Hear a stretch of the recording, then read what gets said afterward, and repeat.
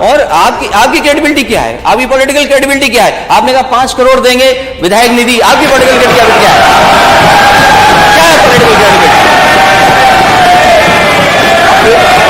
क्या है political credibility आपकी?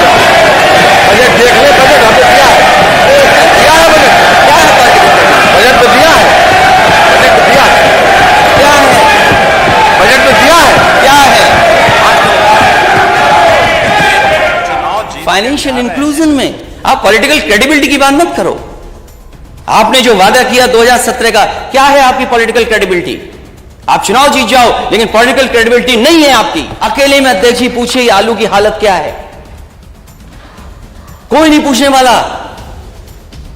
धान में लूट हो गई, आलू में लूट होने जा रही है।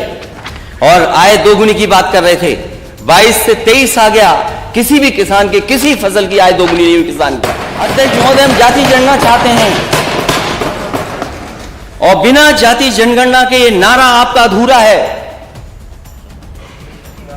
सबका साथ कैसे होगा जब हमें और आपको नहीं पता कि हम कितने हैं आबादी में? सबका विकास कैसे करोगे आप? सबका विश्वास कैसे जीतोगे आप? और जब तक सबका प्रयास नहीं होगा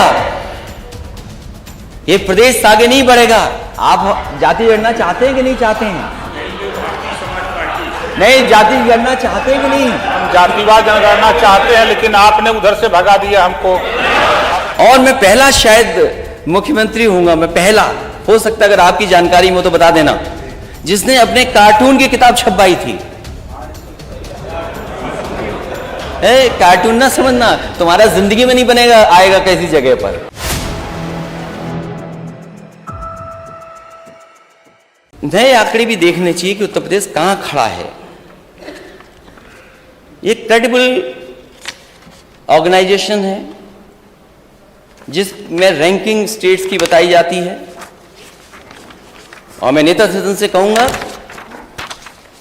जो अधिकारी आपको गुमराह कर रहे हैं, इस रिपोर्ट को भी पढ़ें, क्योंकि यूपी बदलेगा तो देश बदलेगा, यूपी आगे बढ़ेगा तो देश आगे बढ़ेगा। बिना यूपी के देश नहीं तरक्की कर पाएगा। आप कहां खड़े हैं? कभी तो आप केरला को बताते थे कि केरला यूपी से सीख ले। जो कंपोजिट स्कोर है स्टेट का, कंपोजिट के अंदर चीजें हैं जिन पर आकलन होता है स्टेट का। आप कहां खड़े हैं? आप किस स्थान पर हैं? पहले पे महाराष्ट्र, दूसरे पे जहां से माननीय गवर्नर आती हैं, और हम 16वें नंबर पर, हम 16वें नंबर पे खड़े हैं।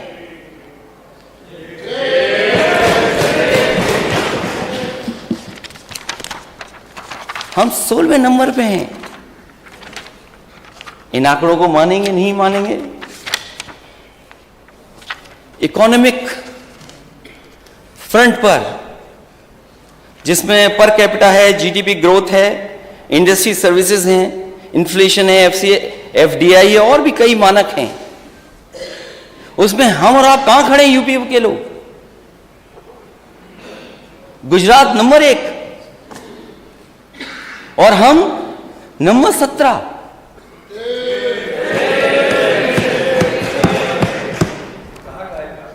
नहीं, आपको नहीं अच्छी लग रही है? नहीं, आप तो वित्त मंत्री है ना। अभी आपके भी मेडिकल कॉलेज पे आऊंगा मैं। पेपर अभी आ रहा हूं मैं मेडिकल कॉलेज। पेपर का रेफरेंस तो बताएं, कहां का पेपर? अच्छा, पेपर बता दें। ये नहीं मानेंगे, इंडिया टुडे पढ़ दूं? इंडिया टुडे नहीं, पेपर को उसकी ऑथेंटिसिटी क्या है उसकी? ये ऑथेंटिसिटी आप अपने अधिकारियों से पूछ लीजिएगा। कोई जिस पेपर आप पूछ लीजिए। जिस पेपर को इसलिए मैंने, आपने सुना नहीं लगता, आप हेडफोन लगाए नहीं थे। मैंने कहा कि ये बहुत ही क्रेडिबल एजेंसी है जिसके तहत मैं बोल रहा हूं। जिस पेपर को कोट कर रहे हैं उस पेपर का कम से कम नाम तो बताना चाहिए। नहीं, आप अपने अधिकारी पढ़े लिखे हैं, उनसे पढ़ लेना। अधिकारियों से क्यों पूछ रहे हैं आप? क्रेडिबल एजेंसी, आपको बताते हैं। क्रेडिबल एजेंसी कहीं से, उस एजेंसी का नाम भी तो हो, कोई एजेंसी का नाम बताया जाए। पढ़ दें क्या? नाम पढ़ दें, नाम पढ़ दें। नाम बताना चाहिए। अच्छा, नाम इसलिए नहीं पढ़ रहा हूं, नहीं एक मिनट, नाम इसलिए नहीं पढ़ रहा हूं अभी कांग्रेस के नेता जा रहे थे हवाई जहाज से, आपकी पुलिस पहुंच गई वहां, उन्हें हवाई जहाज में नहीं बैठने दिया।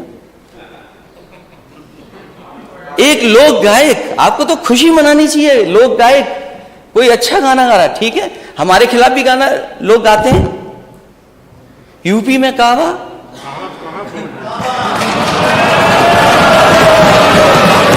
आपने नोटिस दे दिया। यकीन करो नेता सदन, अगर कोई कविता हमारे खिलाफ बनाता हम बुरा नहीं मानते। और मैं पहला शायद मुख्यमंत्री हूंगा, मैं पहला, हो सकता अगर आपकी जानकारी में तो बता देना, जिसने अपने कार्टून की किताब छपवाई थी। कार्टून ना समझना, तुम्हारा जिंदगी में नहीं बनेगा, आएगा कैसी जगह पर, ये मत समझना, क्योंकि तुम खुद कार्टून हो।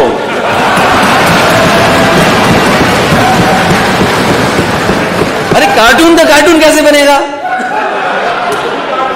खुद ही कार्टून हो। केयर एज करके कंपनी है, एनीवे आप लोग पता कर लेना, केयर एज। और फिर मैं इंडिया टुडे का भी पढ़ दूंगा, इंडिया टुडे का भी पढ़। अरे भाई ठीक है, फर्जी, सब फर्जी है फिर तो।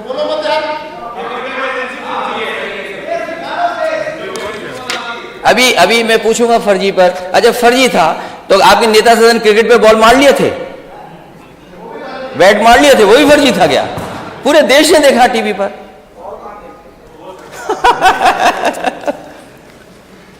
क्या लोग हैं आप लोग। फिजिकल, उसमें भी तमाम पैरामीटर्स हैं, तमाम पैरामीटर्स हैं।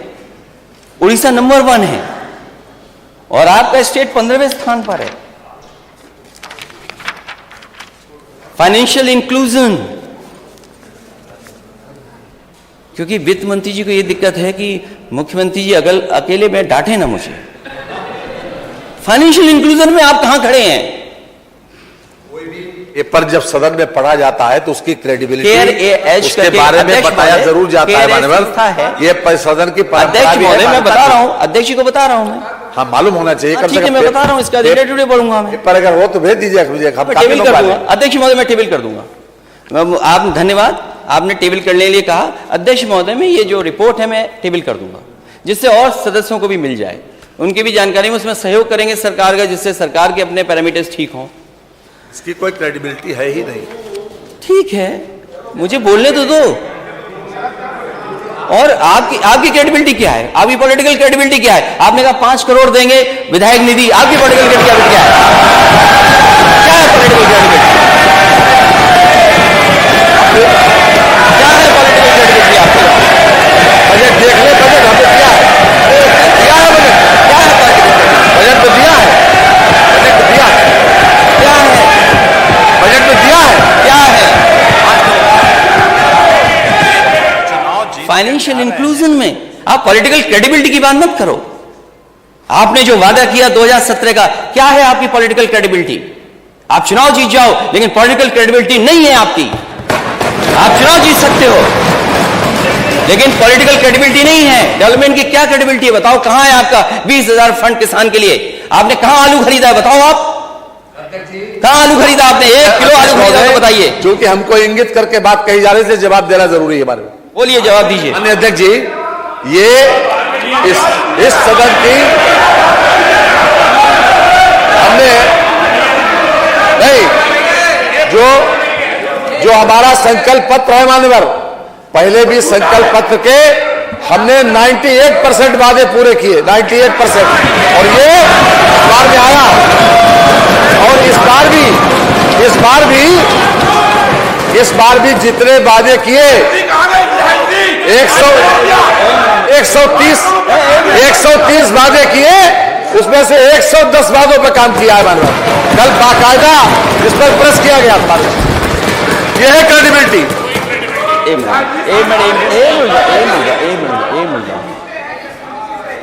अध्यक्ष महोदय, मैं अपने माननीय सदस्यों से कहूंगा, एक मत शांत रहें। अध्यक्ष महोदय, आप क्रेडिबिलिटी बता रहे हैं ना कुछ, मैं बैठ जाता हूं, एक बार बताइए। सबसे बड़ी यह है कि हम जनता ने 5 साल तक हमारी सरकार को गुड गवर्नेंस के आधार पर जो वोट दिया, गुड गवर्नेंस के आधार पर। यह है क्रेडिबिलिटी। और जनता की अदालत सबसे बड़ी अदालत है अध्यक्ष जी, सबसे बड़ी अदालत जनता की अदालत है। हम उसी वजह से यहां पर बैठे, उसी कारण यहां पर बैठे, और यही क्रेडिबिलिटी सबसे ज्यादा मान्य है। अच्छा अध्यक्ष महोदय बोलिए ना, आपने यही पॉलिटिकल क्रेडिबिलिटी है आपकी, यही पॉलिटिकल क्रेडिबिलिटी है ना। अच्छा ये क्या था फिर? एक मिनट जाओ, ये इनकी पॉलिटिकल क्रेडिबिलिटी है। 2000 नई बसें चलाएंगे, ये दूसरा बजट था। कितनी बसें चला रहे हैं आप? और पहले लैपटॉप दे रहे थे, क्योंकि मैंने कई बार कहा, फिर कहता हूं मैं, ये लैपटॉप नहीं बांट सकते, और नहीं बांटे इन्होंने। क्या वो पॉलिटिकल क्रेडिबिलिटी नहीं मानी जाएगी? अरे भाई लैपटॉप क्या होता है, स्मार्टफोन। ये भाई माननीय सदस्य, अध्यक्ष महोदय, अध्यक्ष महोदय, अध्यक्ष महोदय, अध्यक्ष महोदय, मुझे आपने इतना कुछ बदलाव लाए हैं, इतना बदलाव आप लाए, मैं आपको बधाई देता हूं। आप टैबलेट ले आए यहां पर, बहुत सी चीजें बदली हैं आपने, टेक्नोलॉजी लगातार आप यूज कर रहे हैं। हमारे माननीय सदस्य को ये तो बता दो, टैबलेट, स्मार्टफोन, लैपटॉप क्या होता है? अरे वो इंजीनियर, उनको मालूम है, MBA है वो। ये दूसरा बजट है अध्यक्ष महोदय। माननीय नेता प्रतिपक्ष, आलू, टमाटर, प्याज जैसी सभी फसलों का न्यूनतम मूल्य देने के लिए 1000 करोड़ रुपया। आप बताइए आलू की स्थिति क्या है आज? पूछिए अपने माननीय सदस्य लोगों से, हमारी बात मत मानिए। क्या आलू खरीदा जा रहा? क्या सरकार खरीदेगी आलू? क्या आलू सरकार खरीदेगी? मैं नेता सदन के बगल में बैठे वित्त मंत्री जी और नेता सदन से पूछा, क्या आलू आप खरीदेंगे? इतना खड़े होकर के बोल रहे थे, बोलिए आप आलू खरीदोगे कि नहीं खरीदोगे? हमने मान्यवर खरीदा भी है, आगे भी खरीदेंगे। और जो कुछ भी संकल्प पत्र वादा किया है मान्यवर, वो सभी वादे पूरे करेंगे मान्यवर। ये वादे नहीं, और जनता ने इसी बात के ऊपर चुना है, 4 चुनाव 2014, 17, 19 और 22, इसी क्रेडिबिलिटी के, यही है क्रेडिबिलिटी। और क्या? और क्रेडिबिलिटी का मानक क्या है? यही क्रेडिबिलिटी का मानक है।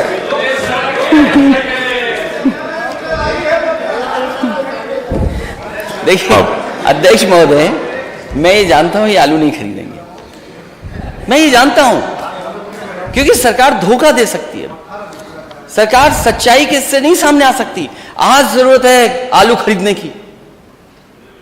जो आलू बेल्ट है, हमारे माननीय सदस्य, मैं नहीं खड़ा होंगे, मंत्री हैं, कुछ लोगों की मंत्री पर छिन जाएगा, किसी की कुछ छिन जाएगा, इसलिए कोई सच नहीं बोलेगा। अकेले में अध्यक्ष जी पूछिए आलू की हालत क्या है, कोई नहीं पूछने वाला। धान में लूट हो गई, आलू में लूट होने जा रही है। और आय दोगुनी की बात कर रहे थे, 22 से 23 आ गया, किसी भी किसान के किसी फसल की आय दोगुनी नहीं हुई किसान की।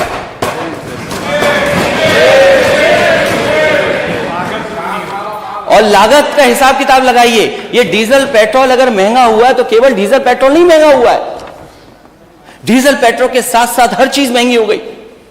ट्रांसपोर्टेशन महंगा हो गया, और ट्रांसपोर्टेशन महंगे का मतलब है हर चीज महंगी हो गई। एक महीने में बताइए आपने कितना डीजल पेट्रोल महंगा किया है, वो नहीं बताएंगे आप। एक नारा है सबका विकास, सबका विश्वास, सबका साथ, सबका विश्वास। नारा है सबका साथ, सबका विकास।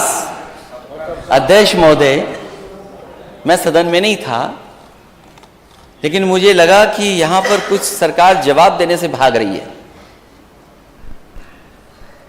हम जितने भी विपक्ष के लोग हैं, हम सब जाति जनगणना चाहते हैं।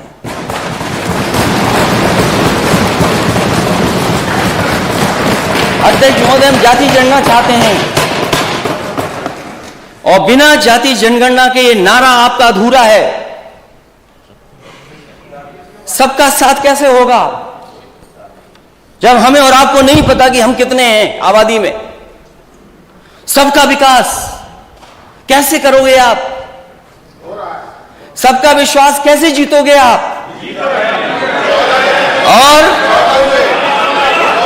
और जब तक सबका प्रयास नहीं होगा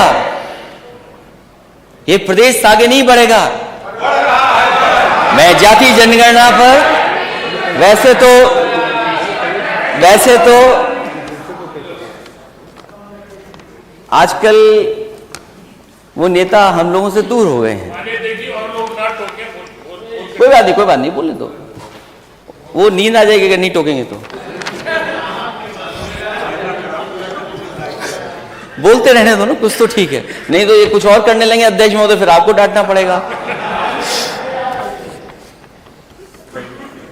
किस पार्टी के नेता हैं आप? ना पार्टी का नाम तो पढ़ लूं मैं। आप जाति जनगणना चाहते हैं कि नहीं चाहते हैं? नहीं, जाति जनगणना चाहते हैं कि नहीं? हम जातिवाद जनगणना चाहते हैं, लेकिन आपने उधर से भगा दिया हमको अपने साथ से।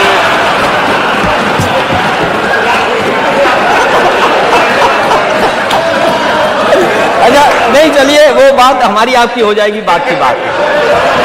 लेकिन ये बताइए, क्या आप जाति जनगणना चाहते हैं? 100% चाहते हैं।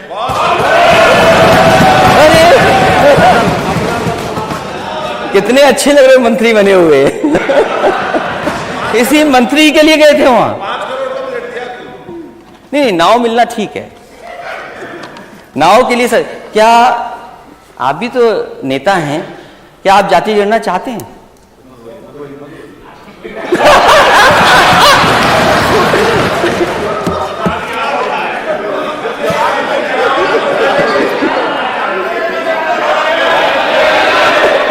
आपस में बात नहीं करें, मेरे से माने नहीं था, मेरे कौन से बोलने करेंगे? आप लोग आपस में बात करेंगे तो फिर मेरा बैठना मुश्किल है। बैठिए माने मंत्री जी, मेरे से बात क्या आप? अरे डॉक्टर संजय जी, अरे आप बैठिए माननीय मंत्री। डॉक्टर संजय जी, अरे उनका ऐसे जवाब देने लगेगा तो मेरा काम क्या? मेरा काम जवाब आ जाने दो तो अच्छा लगेगा। बाद में जब उनका मौका आएगा तब देंगे। संगति दूर होनी चाहिए। जो इन लोगों ने विसंगति पैदा कर रखी है कि हमें लटका रखा है, न हम पिछड़े में हैं, न अनुसूचित में हैं, जब इनके पावर नहीं है। आप बैठिए माननीय मंत्री जी, आप बैठिए, आप बैठिए। अरे काउंट के चक्कर में फंस रहे हैं, बैठिए। अरे बैठिए, अरे आप बैठिए, आप माननीय मंत्री जी बैठिए प्लीज। अरे मैंने नेता प्रतिपक्ष को बुलाया, आपको नहीं बुलाया। आपको आपका मौका आएगा तब बोलिएगा। अध्यक्ष महोदय, अरे बैठिए मंत्री जी। अध्यक्ष महोदय, मैं जानता हूं वो समर्थन कर रहे हैं दिल से, वो साथ हो सकते हैं, लेकिन दिल से हम लोगों के साथ ही हैं। दिल पे क्या गुजर रही है वो बेहतर समझते हैं। और क्योंकि हम दोनों इंजीनियर हैं तो इंजीनियर बात को अच्छी तरह समझते हैं। मुझे लगता है अपना दल भी यही चाहता है। अरे फिर आप खड़े हो गए। बैठिए माननीय मंत्री जी, बैठिए, जब आपका मौका आएगा तब बैठिए। नहीं अध्यक्ष महोदय, ये बात तो अरे आप देखिए, आप बोल रहे हो, कोई बीच में ना खड़ा, ये मेरी जिम्मेवारी है। ठीक है, लेकिन मैं अपने लिए समर्थन तो जुटा सकता हूँ। नहीं, आप बाद में जुटाइएगा अपनी बात।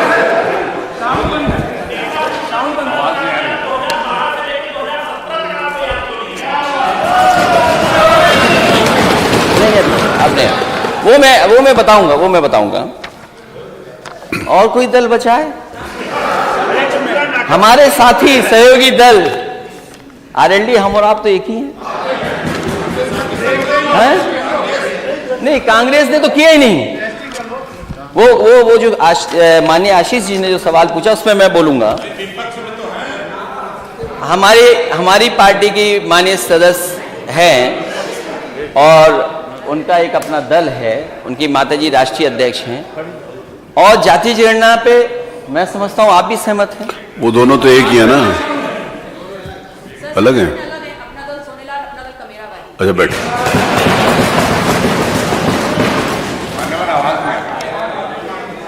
तो अब क्या दिक्कत है नेता सदन? मेरी आवाज नहीं आ रही? बिहार कर सकती है अध्यक्ष महोदय, जरा चेक करें आवाज। अध्यक्ष महोदय, जाति जनगणना अगर बिहार में हो सकती है अब आ रही है? अगर अध्यक्ष महोदय, जाति जनगणना बिहार में हो सकती है, और मैंने अपने संकल्प पत्र में लिखा था, अपने घोषणा पत्र में लिखा था, समाजवादी सरकार बनेगी तो 3 महीने के अंदर जाति जनगणना उत्तर प्रदेश की कराने का काम सरकार से होगा।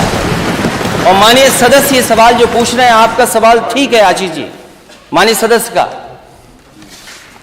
कि आपकी सरकार में आपने क्यों नहीं किया। मुझे याद है, मैं लोकसभा में था उस समय अध्यक्ष महोदय, नेताजी से लेकर के शरद यादव जी और दक्षिण भारत के सब नेता, आदरणीय लालू प्रसाद यादव जी, और दक्षिण के जितने दल हैं, कांग्रेस पार्टी के अंदर जितने लोग थे, बहुत सारे लोग ये चाहते थे कि जब सेंसस हो रहा है तो जाति जनगणना हो उसमें। उसके लिए लोकसभा में कई बार धरने पर आवाज उठाई गई, और उस समय कांग्रेस की लीडरशिप ने आश्वासन दिया था कि हम जाति जनगणना कराएंगे। पता नहीं क्यों उस सेंसस में नहीं किया गया। जब दोबारा सेंसस होने जा रहा है, इसलिए हमारी फिर मांग है कि जाति जनगणना होनी चाहिए, क्योंकि कांग्रेस की अकेली सदस्य हैं और हमारे गठबंधन की सहयोगी भी हैं। बहुजन समाज पार्टी भी उन्होंने बोला नहीं है कि नहीं, सहयोगी उन्होंने है। पूछ के आना पड़ेगा। वो सहयोगी उन्होंने बताया नहीं कि हैं।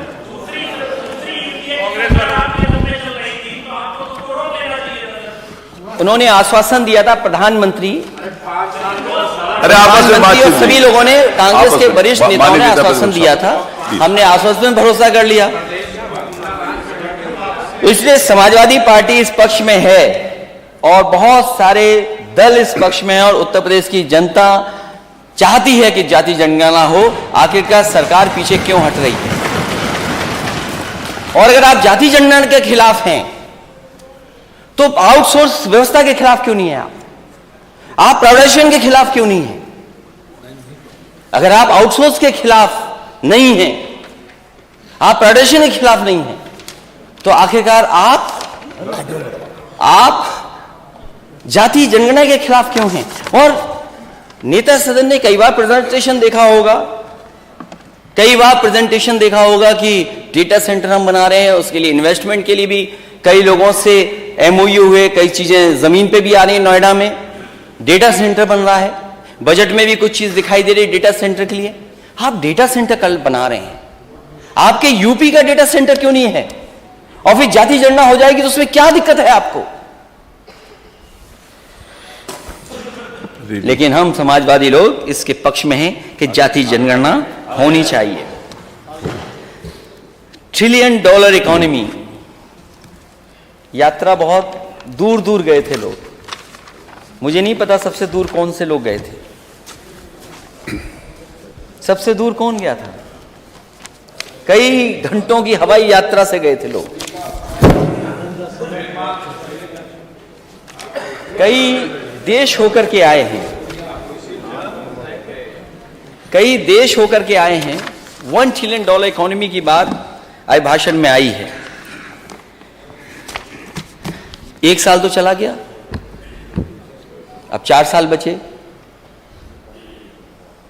दिल्ली की सरकार को सहयोग नहीं कर रही है जितना करना चाहिए, और अगर दिल्ली की सरकार ने सहयोग किया होता तो आप न जाने कहां और पहुंच गए होते। आपने क्या कदम उठाए $1 ट्रिलियन इकोनॉमी के लिए, और किस किस देश गए थे आप? कई देश होकर के आए हैं आप।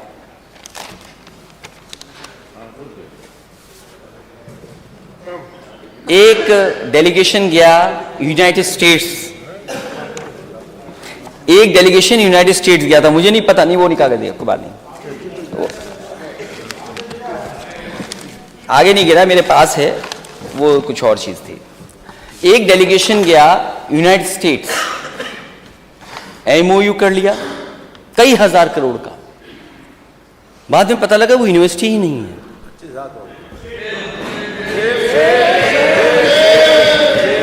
नेता सदन, इनकी क्लास लीजिए आप। कौन गया था वहां यूएस? नेता सदन कौन गया था? कौन यूएस गया था?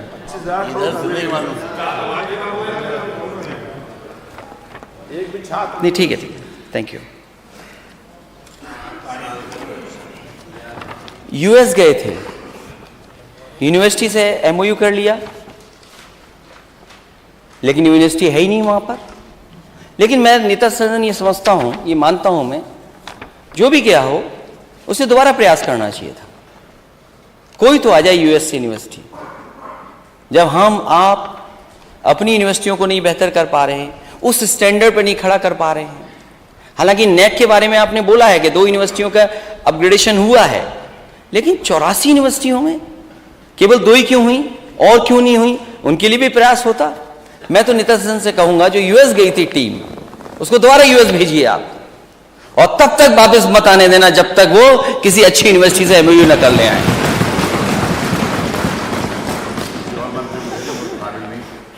नहीं, वो कुछ है उसमें काबिल, कभी कभी गलती हो जाती है, क्योंकि अध्यक्ष महोदय, बीजेपी का बहुत फंडामेंटल क्लियर था कि कोई भी सूट और टाई पहने बस उससे एमओयू करा लो।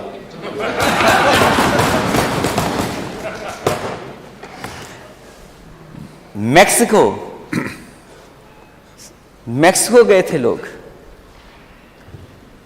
ब्राजील गए थे, अर्जेंटीना गए थे, नीदरलैंड गए थे, France, Germany, Belgium, Sweden, UAE, Australia, Singapore, Canada, UK, America, दक्षिण कोरिया तथा जापान में गए थे आप लोग। ये जो जापान में डेलीगेशन अध्यक्ष महोदय गया होगा, वो क्योटो नहीं गया होगा। आप थे उसमें? बने। तो मुझे खुशी होगी अगर मैं बैठ जाऊं और आप क्योटो के बारे में 1 मिनट बता दो, हमारा वाराणसी और क्योटो क्या है।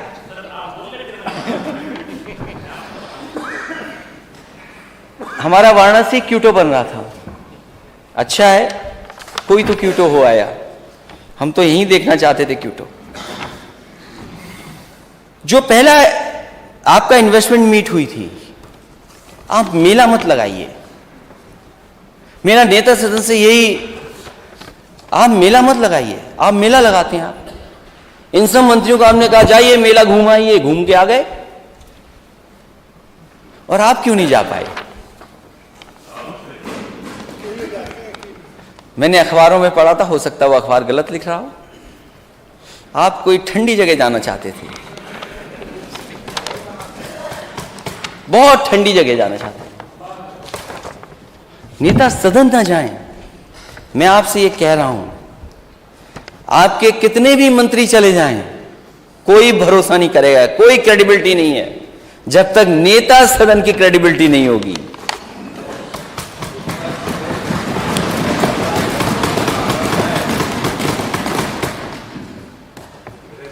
इतने देश देखा है आप लोग, किसी देश में सड़क पे सांड दिखाई दिया?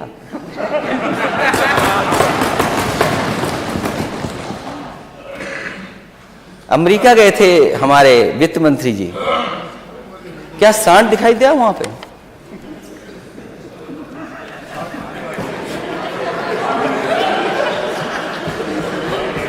मैं तो पूछ रहा हूं।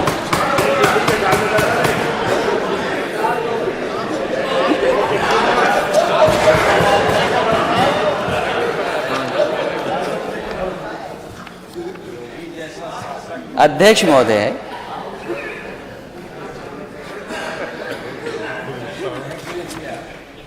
मैं एक सड़क से जा रहा था, मैंने एक वीडियो बनाया खुद ही, और मैंने एक वीडियो पोस्ट कर दिया। तो मेरे एक बहुत समझदार और जानकार,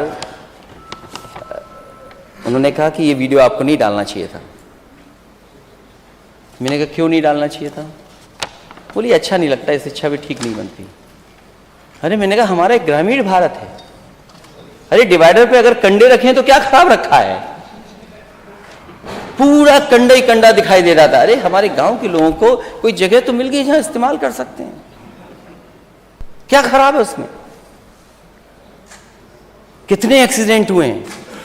और अध्यक्ष महोदय, यहां कुछ लोग ऐसे भी होंगे, माननीय सदस्य ऐसे भी होंगे, जो किसी न किसी घर में दुख में गए होंगे, सांड की वजह से जान गई है, खेत बर्बाद हुए हैं,